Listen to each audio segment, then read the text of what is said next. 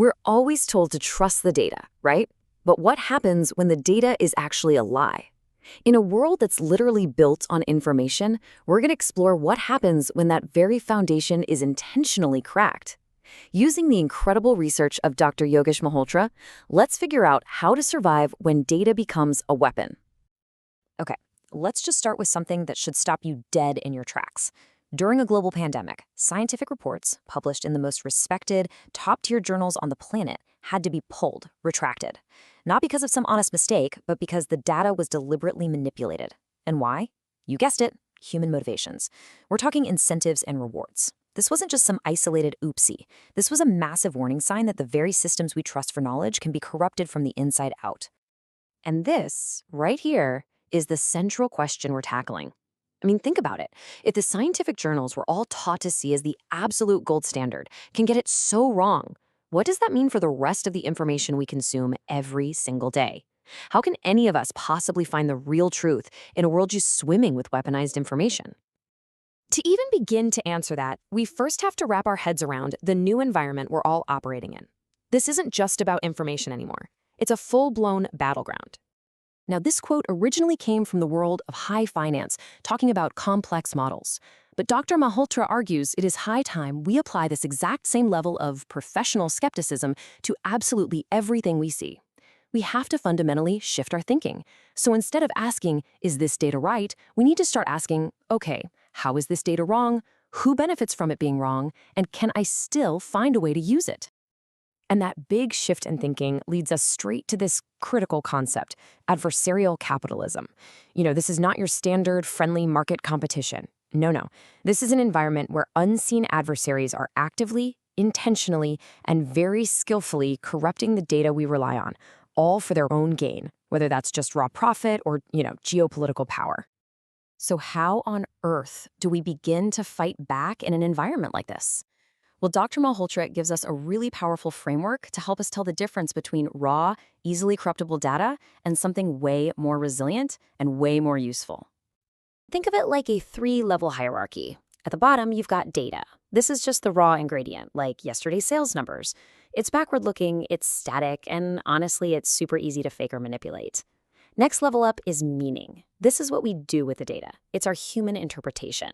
Something like, sales are down because of the storm. It's a story, right?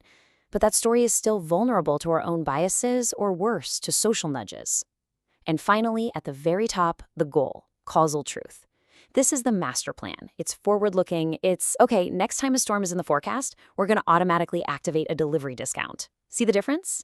It's adaptive, and it's built to survive whatever reality throws at it. Now, this table really breaks it all down, so let's walk through it together. Just look at the data column on the far left. Its main attribute? It's historical, static, and easily exploitable. The risk? Yeah, it's high. A perfect example is a financial model that totally blows up during a crisis, a black swan event, because it was only looking at what happened in the past. It couldn't imagine something new and catastrophic. Okay, now shift your eyes to the middle column, meaning. Here, we're interpreting things. The risk is still medium because that interpretation can be twisted by manipulative incentives. But now look at the causal truth column on the right. Its attribute is real-time causation. It's low risk. Why? Because it's actively being stress-tested against attacks. The whole point here isn't just to look back, it's to anticipate and adapt.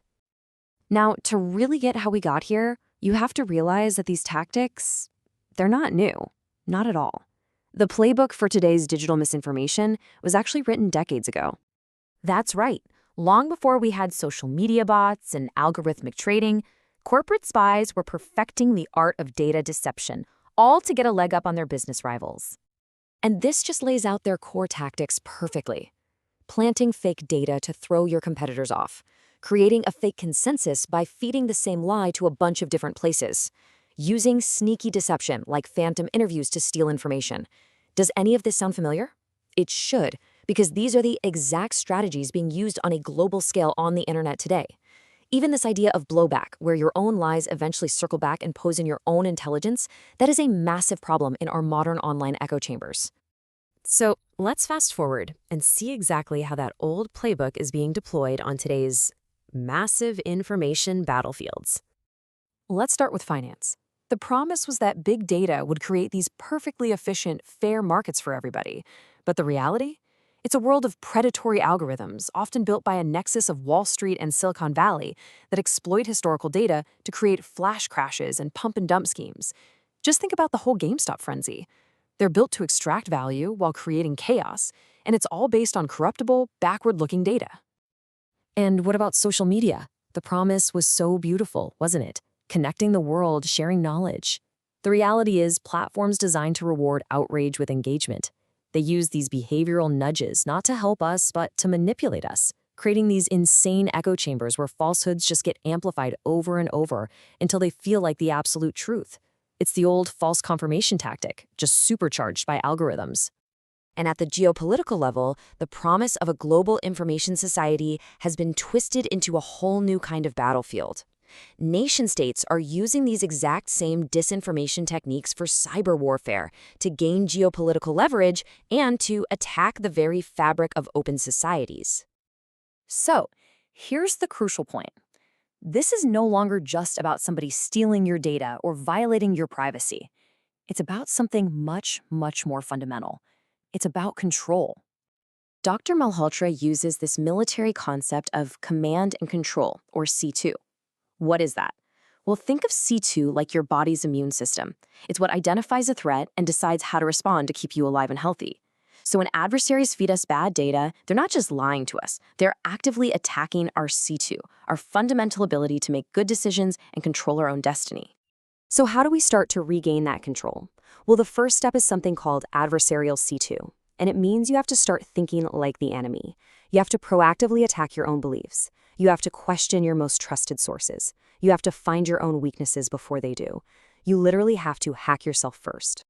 The second step builds right on top of that. It's called counter-adversarial C2, and this goes beyond just playing defense.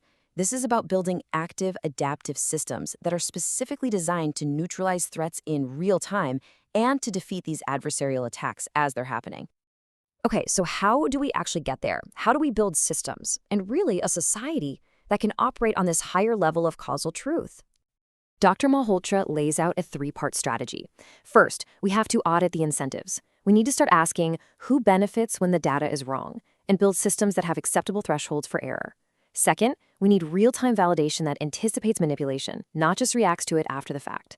And third, and honestly, this might be the most important part, we have to completely redesign our reward systems. We need to start incentivizing truth and positive real-world outcomes, not just clicks, engagement, and sheer data volume. And this brings the whole challenge right back home, to us. In this new era of adversarial capitalism where information itself is the prize, what's your personal strategy? What is your first line of defense? How are you testing your own beliefs? How do you vet your sources before you hit share? And that, right there, is the ultimate takeaway. The solution isn't to just throw our hands up and trust nothing. It's to get smarter. It's to approach every single piece of information with the professional skepticism of an auditor, the strategic mind of a corporate spy, and the resilience of a general defending their command and control. That is how we survive, and maybe even thrive, in the age of misinformation.